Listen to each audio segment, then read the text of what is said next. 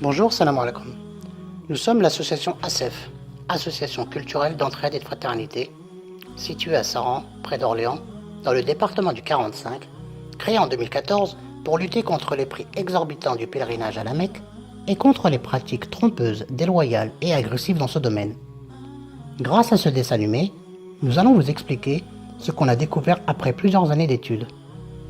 Avec certitude, nous pouvons affirmer qu'il y a 3 périodes importantes concernant le pèlerinage à la Mecque. La première période. Avant les années 90, les pèlerins partaient en car pour un tarif de 297 € en 1976 et de 548 € en 1987. La seconde période se situe entre 90 et 2007. Après 90, les pèlerins partaient en avion. En 95, le prix était de 833 € environ. En 2007, il était de l'ordre de 2500 €. La troisième période se situe après 2007. Il y a 3 événements importants à retenir. Le premier, les travaux autour de Masjid al-Haram. Le second, les compagnies aériennes ont cessé de donner des commissions aux agences de voyage. Celles-ci ont dû facturer des frais de service pour compenser la perte de leur commission. L'étude est sur la pétition. Enfin, l'Arabie Saoudite a mis en place des quotas de visa Hajj par pays.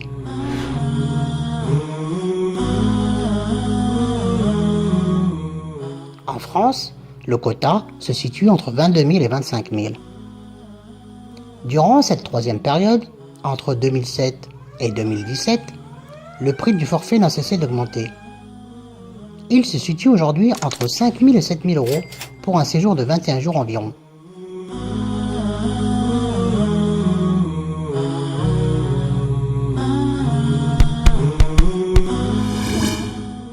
Nous allons maintenant vous expliquer les différents intermédiaires qu'un pèlerin peut contacter pour se rendre au pèlerinage à la Mecque.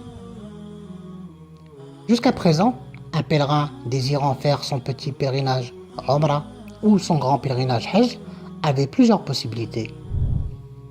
Soit il passait par un rabatteur, soit par une mosquée, soit par une association, ou il s'enregistrait directement dans une agence non agréée ou agréée. Ces 3 premiers intermédiaires, passeport du pèlerin en main, contactent une agence de voyage qui ne possède pas l'agrément Hajj ou une agence de voyage agréée.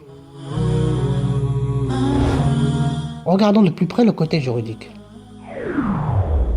Le rabatteur est une personne sans statut juridique qui part souvent gratuitement sans contrat de travail.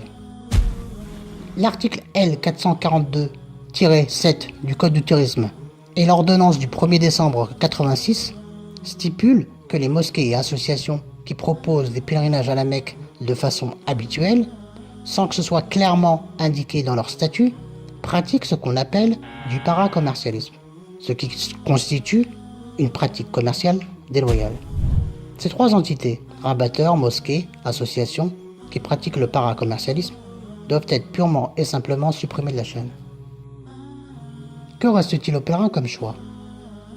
Il peut s'enregistrer auprès d'une agence de voyage non agréée. Mais souvent, celles-ci n'informent pas clairement par écrit le pèlerin qu'elles ne sont pas agréées Hajj, ni qu'elles perçoivent les visas d'agences agréées. Enfin, le pèlerin peut s'enregistrer directement auprès d'une agence agréée. Il y en a une 40aine en France. Voyons voir de plus près que doit posséder une agence de voyage. Elle doit posséder l'assurance responsabilité civile et professionnelle, être enregistrée chez Atout France, posséder une garantie financière. Certaines sont agréées par le ministère du Hajj. Cependant, les consommateurs musulmans ne savent pas que la directive 90-314-CEE, transposée en France par la loi de 92, permet aux associations telles que l'ASEF de proposer à ses propres adhérents autant de voyages qu'elles le souhaitent dans l'année. En effet, notre association, qui possédait l'extension d'immatriculation touristique, l'assurance responsabilité civile et professionnelle et une garantie financière, a les mêmes statuts juridiques qu'une agence de voyage non agréée. Aussi, Notre association a voulu faire jouer le jeu de la concurrence pour que ses adhérents puissent partir au pèlerinage à la Mecque avec un prix très compétitif. Nous avons donc contacté plusieurs agences se trouvant en Europe pour avoir un devis au départ de Paris pour une période de 21 jours environ.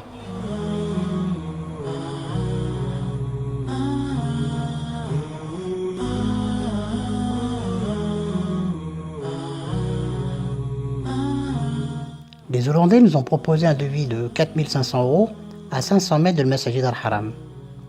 Les Belges, un forfait de 4 550 € à 700 mètres. Les Espagnols, un forfait de 3 980 € à 1100 mètres. En faisant jouer le jeu de la concurrence, avec ces devis, au départ de Paris, nous avons écrit à différentes agences agréées pour avoir juste le visa comme les agences non agréées qui font du Hajj. Aucune nous a répondu. Bien évidemment, vous comprendrez pourquoi. En France, pour avoir la même formule que les Hollandais et les Belges, le pèlerin devrait débourser 6 000 à 7 000 €. Certaines des agences de voyage en France proposaient et proposent encore un forfait de 21 jours environ qui débute par 3 à 5 jours avant le manasik du Hajj dans le quartier Azazia, à environ 7 km de le Masjid al-Haram, entre 5 000 et 5 500 €. À cela, il faut ajouter le prix des allers-retours en taxi. Un aller-retour équivaut à 60 rials, équivaut à 13 €. Si le pèlerin fait 2 allers-retours dans la journée, il paiera environ 26 €. Et si le pèlerin se trouve dans le quartier Azazia pendant 5 jours, il paiera environ 130 €. Il faut se poser la question, pourquoi nos voisins européens proposent des formules beaucoup moins chères avec des hôtels à proximité, sans le taxi? Par ailleurs, il faut savoir aussi que l'article L211-8 du Code du tourisme impose un contrat de voyage. Souvent, il n'y en a pas. Par ailleurs, l'article L211-2 du Code du tourisme donne la définition juridique du forfait. Il semble que les formalités administratives des visas vendus depuis des années dans un forfait, souvent sans contrat de voyage, ne représentent en aucun cas une valeur importante du forfait. Il semble donc qu'il ne rentre pas dans la définition juridique du forfait, étant donné qu'il est gratuit. Nous allons donc saisir plusieurs autorités. La Cour de justice européenne, la Commission européenne, la répression des fraudes, pour différentes infractions graves, précises et concordantes, afin de sanctionner différentes personnes et leurs complices. En conclusion, nous avons prouvé à des associations, à des mosquées, à toute la communauté, qu'il existe une nouvelle solution en faisant appliquer le jeu de la concurrence, mais nous sommes boycottés. Nous vous invitons à adhérer, à signer la pétition et à nous aider financièrement pour payer les frais de justice. Le lien se trouve après le dessin animé. Nous espérons que cette petite vidéo vous a plu et qu'il vous a permis de comprendre ce qui se cache derrière le business du pèlerinage à la Mecque. Partagez-le au maximum. Merci pour votre écoute. Au revoir. Salam alaikum.